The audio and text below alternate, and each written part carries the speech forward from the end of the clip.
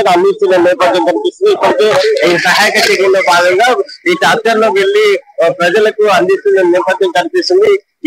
ఇదే విధంగా ప్రజలు ఈ తీవ్ర ఇబ్బందులు ఎదుర్కొనే పరిస్థితి ఉంది. ఇప్పటికే ఈ కాలనీలో నీరు చేరడం వల్ల ప్రజలైతే బయటికి రాని పరిస్థితి నెలకొంది. దీంతో సహాయక చర్యల నిమిత్తం పాలు అరటి పనులు అయితే వీటి ప్రజలకు అందిస్తున్న నేపథ్యం కనిపిస్తుంది. ప్రస్తుతం మనతో వరంగల్ ఎంపీ కావ్య గారు, అదే విధంగా వరంగల్ సిపి సంప్రీత్ సింగ్, వరంగల్ పశ్చిమ ఎమ్మెల్యే నాయది రాజేందర్ రెడ్డి అందరూ కలిసి అయితే ఈ సహాయక చర్యల్లో నిమగ్నమైన పరిస్థితి నెలకొంది. ఇప్పటికే వరద నీటి ప్రవాహం ఎక్కువగా ఉండడంతో ఇళ్లకి ప్రజలు పరిమితమైన పరిస్థితి కూడా నెలకొంది. ఇటు వరంగల్ తూర్పు నియోజకవర్గంలో కూడా భారీ వర్షాల నేపథ్యంలో వాగులు వంకలు పొంగి పొందడంతో ప్రజలు ఈ తీవ్ర ఇబ్బందులకు గురి అవుతుందో భాగంగా వరంగల్ పశ్చిమ ఎమ్మెల్యే నాయని రాజేందర్ రెడ్డి కాపు వాళ్ళు పర్యటిస్తున్నారు. చాప్టర్ లో అయితే ఇటు ఎక్కడే బాధితులు ఉన్నారో వారి వద్దకి వెళ్లి పాల ప్యాకెట్ అదే ఆహార పదార్థాలు అందించే నేపథ్యం అయితే ఏ విధంగా ఉంది పరిస్థితి, దాని గురించి తెలుసుకునే ప్రయత్నం చేద్దాం. అది చెప్పండి, అసలు ఏ విధంగా ఉంది లోపల కాపు వాడలో?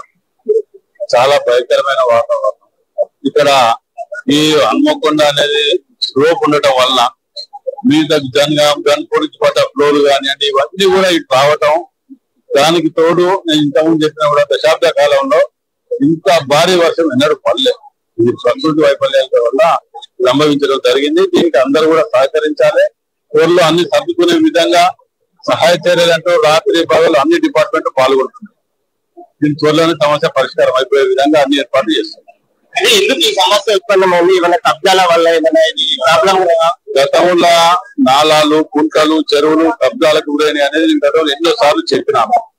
ఎన్ని చెప్పినా వాటి ద్వారా ఈ కోర్టుకు వెళ్లి స్టేలు తీసుకురావటాలు, దొంగదారులపై కబ్జాలు పెట్టడాలు, గత పాలకులలో ముఖ్యంగా వాళ్ళు పెట్టిన కబ్జాల వల్ల ఇలా వ్యాపారం దాపరించింది. అంటే ఈ సమస్య ఈ విధంగా పరిష్కరించబోదు అన్నారు. అండర్ గ్రౌండ్ డ్రైనేజ్ డిపిఆర్ తయారైంది. నెక్స్ట్ మంత్ లో టెండర్స్ కాల్ఫర్ చేస్తే అది 100% క్లియర్ అయిపోతుంది. ఇప్పుడు వరద బాధితులకు ఇలాంటి సహాయం అందిస్తారు. ఇప్పుడు ఎంతమంది బాధితులు అందులో ఉన్నారు?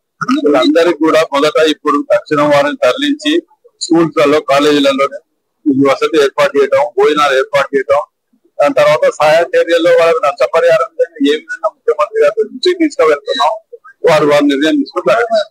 ఇది ఎమ్మెల్యే కల్పిస్తున్నవారు నష్టపరిహారం అయితే వారికి ఏ విధంగా ప్రభుత్వం నుంచి చర్చించి అయితే తీసుకుంటామని చెప్తున్నారు. అదే విధంగా ఇది గత ప్రభుత్వం